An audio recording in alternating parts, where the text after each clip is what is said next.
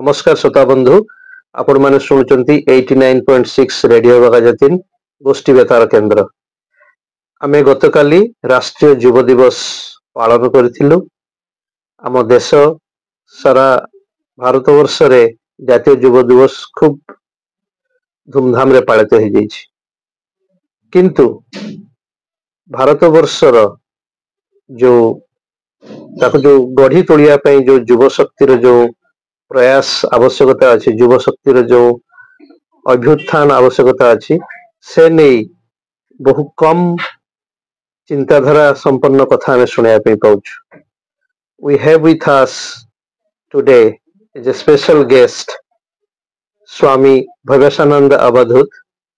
He was earlier the head of the Anand Marg Pracharak Sangh. It's a socio-spiritual organization. He has traveled widely across the world, inspiring young spiritual seekers find meaning in their life. He has served 57 years in the Ananda Marga, philosophy, that organization.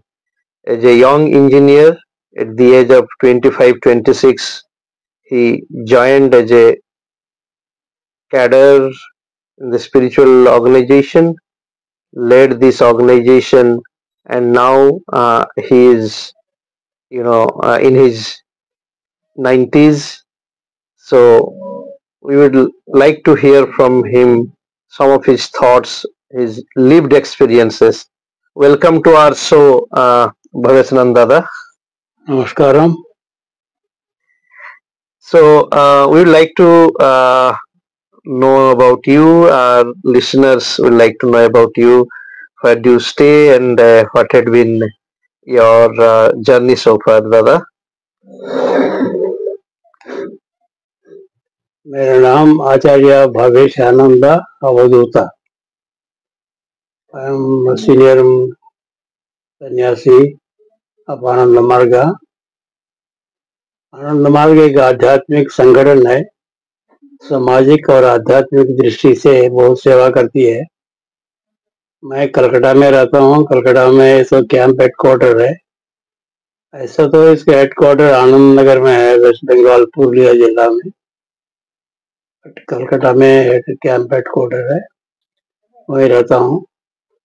मैं 57 year से आनंद मार्ग में सन्यासी था और 23 years में मैं सन्यासी बना। अभी करीब हम 80 प्लस हो गया।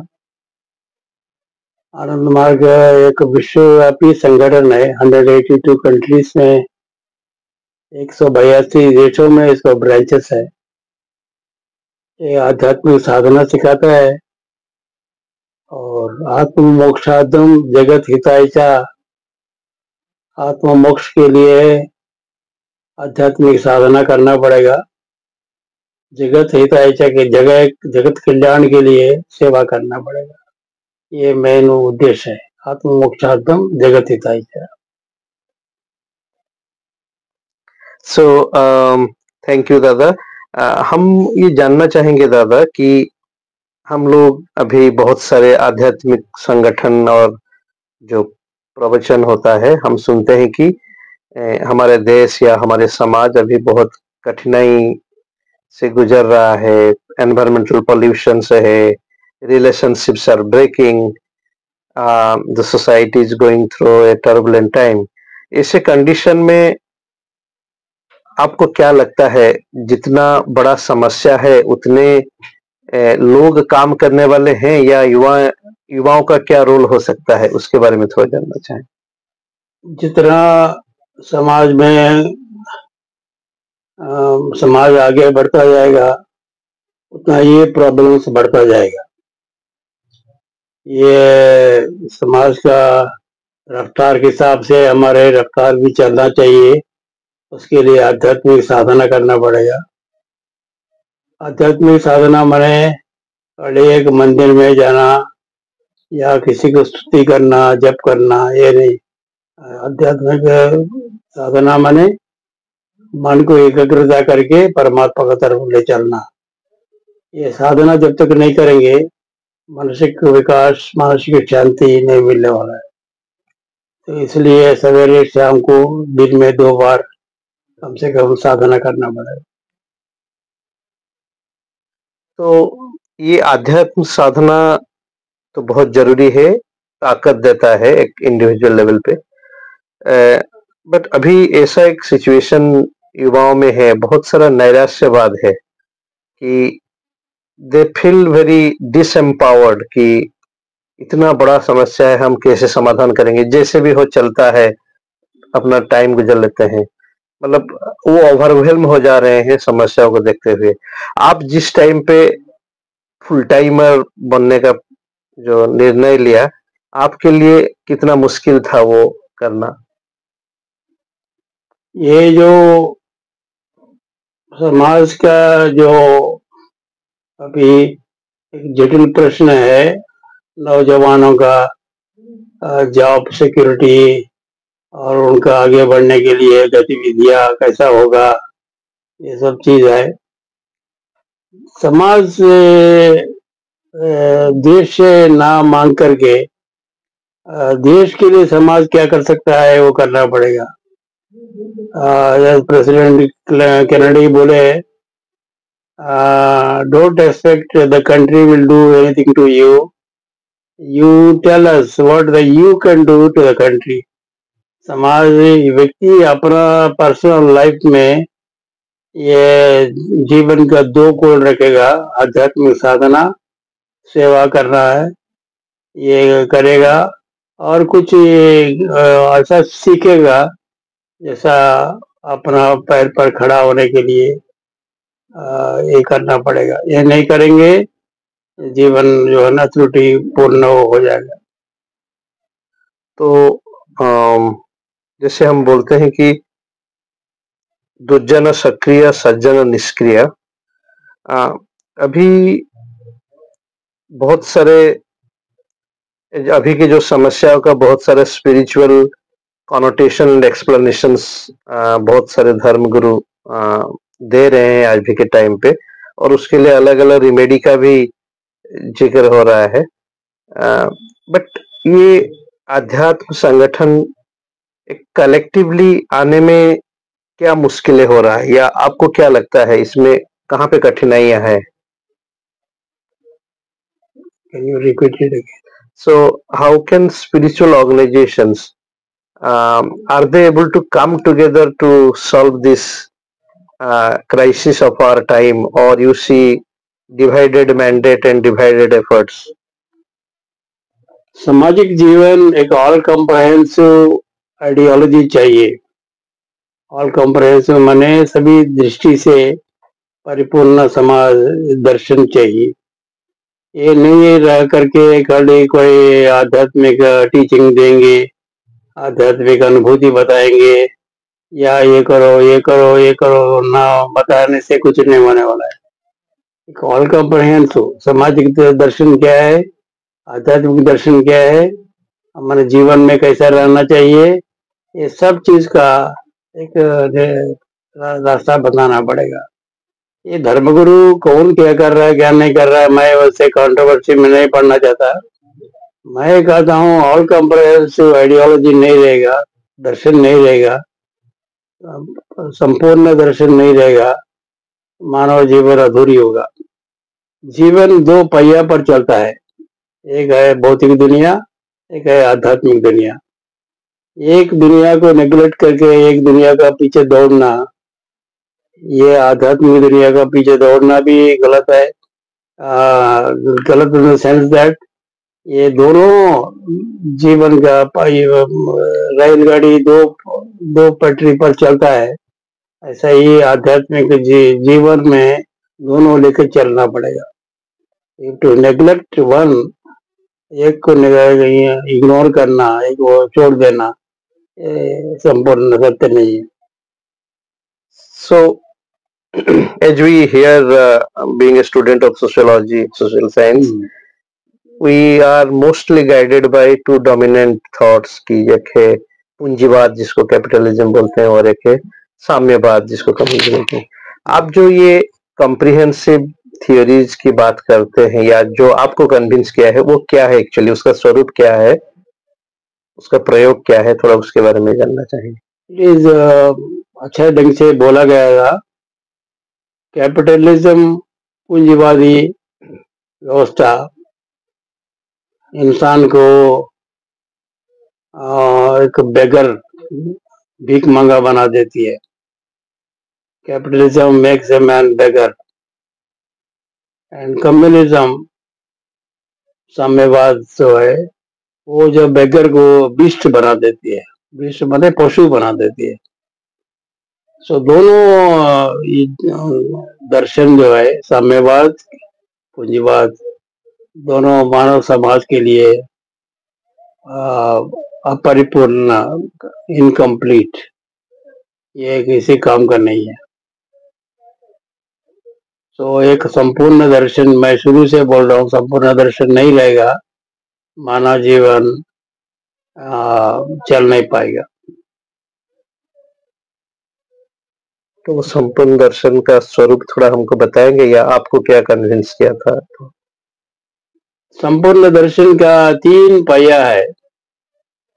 एक पहिया है आध्यात्मिक साधना, दूसरा है पहिया है सेवा, तीसरा है सैक्रिफाइस।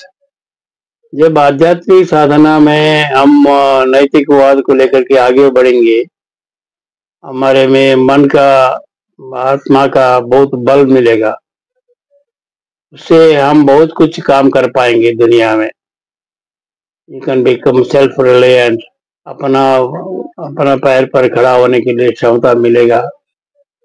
और उसके साथ साथ में हम लोग कुछ ऐसा विद्या सीखे जिससे हम अपना जीवन अपने से चला पाएंगे। एक खाली देश की तरफ देखेगा, देश हमको ये बनाए, हमको ये पैसा दे और ये हमको जॉब दे, ये तो बहुत गलत बात है। You can stand on your own feet. जैसा जितना बहुत से देश जो आज प्रगति कर रहा है, प्रगति किया, ये सब देशों में लोग अपना बल से ही अपने से सीखा, अपने से सीख करके अपने से क्षमता पाया। तो एक देश एक लड़क का देश बनना नहीं चाहिए। We must become a nation of innovatives. हम लोग नया नूतनत्व को लाने के लिए ये चेष्टा में लगना चाहिए। ये आनंद मार्ग ही दे सकता है व्यवस्था, और कोई नहीं दे सकता है। कोई भी धर्म गुरु कुछ नहीं कर सकता है। वो समाज के लिए उसको कोई आइडिया ही नहीं है कि समाज क्या चल रहा है, क्या आर्थिक स्थिति है। एक लड़का लड़की जो पढ़ा लिखा है, उनको नौकरी क्या करना चाहिए, कैसा करना चाहिए, क्या करना, ये सब जो ना, उनको धर्म गुरु को आइडिया नहीं। उनको अपना रोजी रोटी से मतलब है। वो अपना दुकान चला रहा है, उससे उनको सारी स्वार्थ के लिए लाभ मिल रहा है, वो उसी से संतुष्ट है। वो समाज को कोई मकसद नहीं, कोई लेना देना नहीं। और एक चीज जो सुनने को मिलता है कि जो आनंद मार्गी होते हैं वो अपना जीवन न्यौछावर करने के लिए भी पीछे नहीं हटते हैं। तो वैसे एक जो सोच, वो कैसे मजबूती मिला है? क्या टीचिंग में ऐसा क्या है जो ऐसे एक हाईएस्ट सैक्रिफाइस करने के लिए भी लोग तैयार है? हमारे भारत देश में बहुत से महान ऋषि मुनि आए। सदाशिव 6,500 साल पहले आए, भगवान कृष्ण 3,500 साल पहले आए, और अन्य महान भाव भी आए। ये सब यही सिखाया, आध्यात्मिक अनुभूति एक हजारों गुना पावरफुल। आनंद मार्ग का जो प्रवर्तक है श्री प्रभात सरकार बोलते हैं, spiritual energy is much more, millions of times more stronger than mental energy और physical, शारीरिक शक्ति या मानसिक शक्ति से आध्यात्मिक शक्ति हजारों लाखों गुना पावरफुल है। एक बार हम लोग आध्यात्मिक साधना सीखेंगे, साधना प्रैक्टिस करना शुरू करेंगे, 1 महीना में आपको पता लग जाएगा रेगुलरली प्रैक्टिस करने से that आप बहुत कुछ पा रहा है। ये आध्यात्मिक लाइफ में बहुत कुछ हो रहा है। मन से बहुत क्रिएटिव आइडियाज आएगा। तो इवन विवेकानंद जी बोलते थे 1 ton of theory 1 ounce of practice is better than 1 ton of theory। 1 ounce, एक थोड़ा सा भी साधना करने से, प्रैक्टिस करने से 1 टन बड़ा लंबा चौड़ा भाषण देने से भी ज्यादा शक्तिमान होगा।